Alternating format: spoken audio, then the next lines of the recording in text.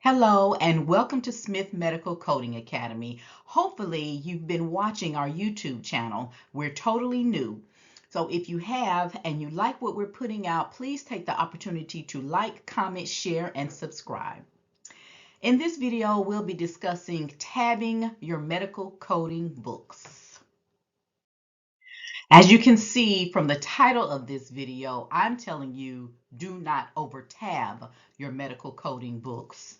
I actually only recommend that you tab your medical coding books in certain limited situations. I know that won't be popular since so many other people or instructors tell their students to tab their books. And it may be because students always ask. My students always ask me, how do I tab my books? And one of them, or some of the main reasons I think they do, is because tabs are provided. All of the medical coding books, or most of them, come with tabs already in there, so students think that they have to tab their medical coding books.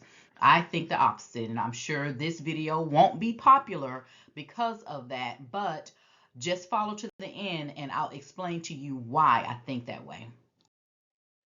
So each medical coding manual already has a table of contents that will guide you through to every section of each manual. They already have specific guidelines, especially the ICD-10 CM manual and the ICD-10 PCS manual has a guideline for every chapter that tells you exactly what to do, except for the chapters that reserve that space for future expansion. There's a few chapters in ICD-10 CM that do not have a guideline.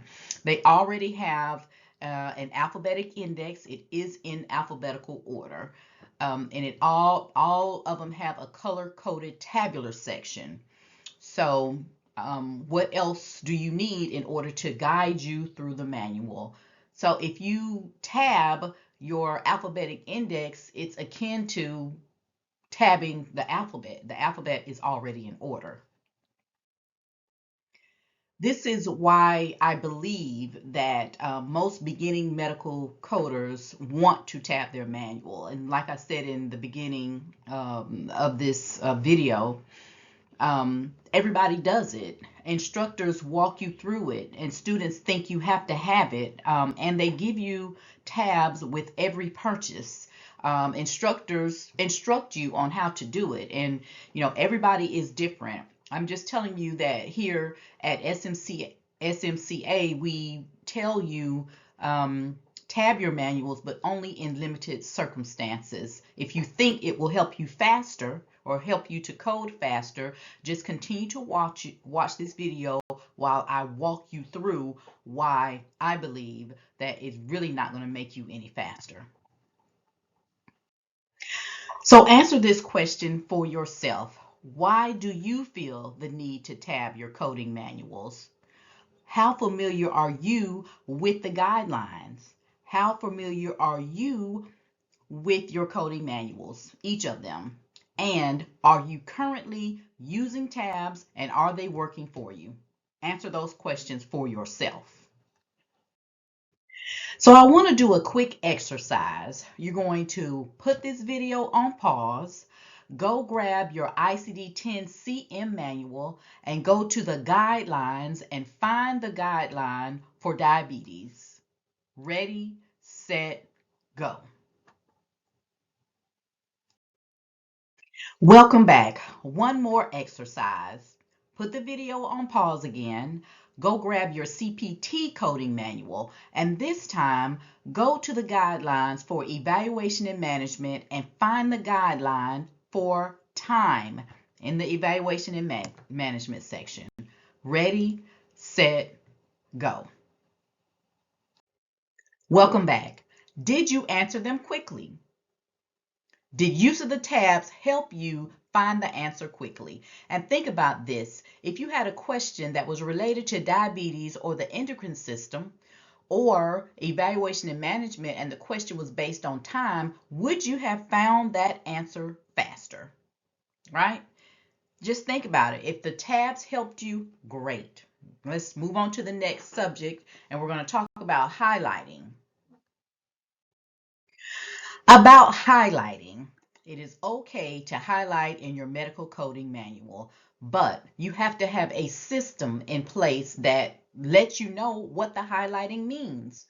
If you don't have a legend that tells you all of the purple means something, or all of the yellow means something, or all of the green means something, what good is it? Especially if you're not highlighting the guidelines. I have a few examples. This is a sample of some official guidelines of coding and reporting in the ICD-10-CM manual that is highlighted. What is important on this slide?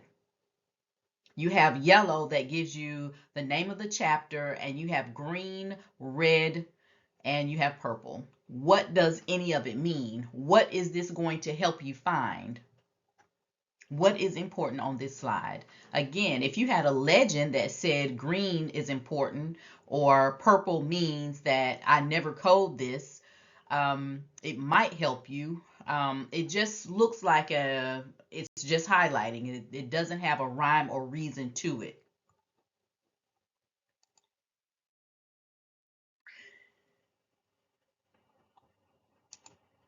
Okay, so I had some of my students just take pictures of highlighting in their books.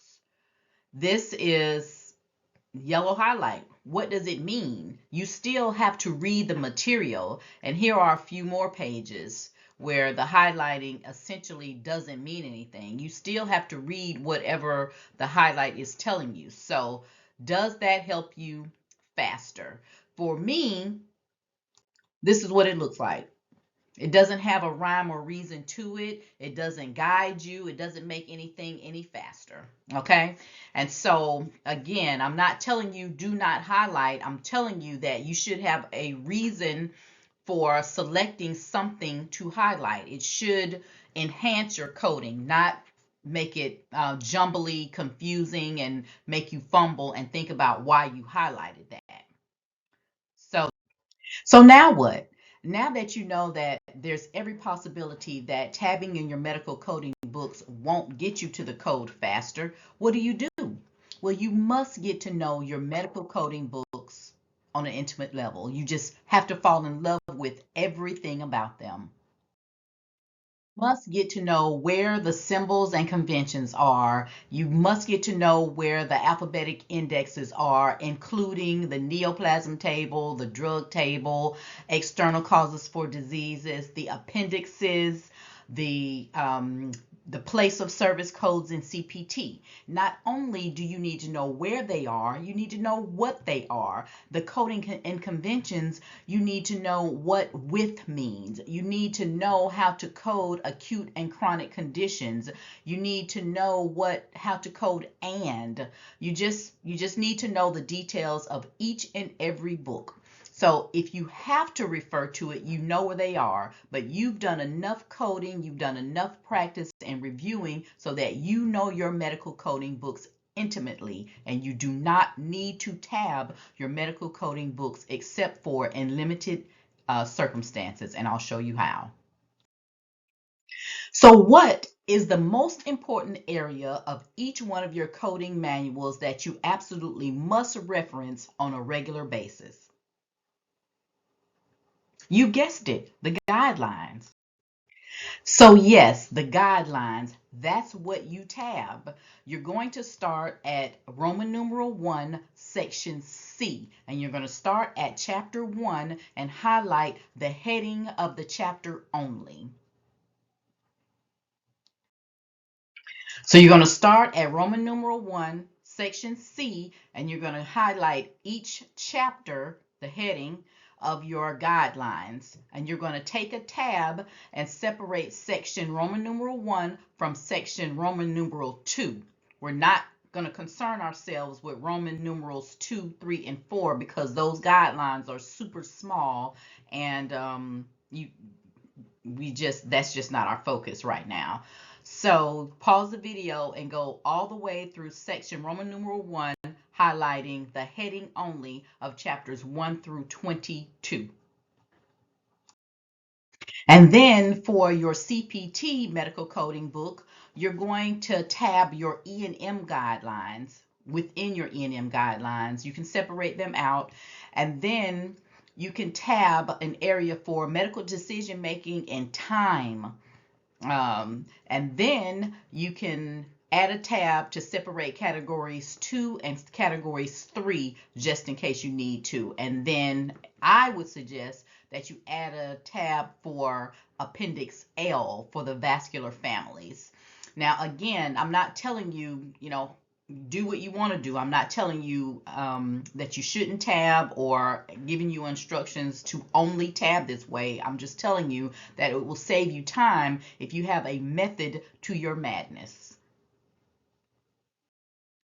Thanks for watching. Remember, we're not telling you not to tab your medical coding books or not to highlight. We're number one, telling you just have a method to your madness. If you're going to tab, make it make sense. And number two, get to know your medical coding manuals, all of them. Get to know them intimately so that tabbing isn't so cumbersome that it costs you time.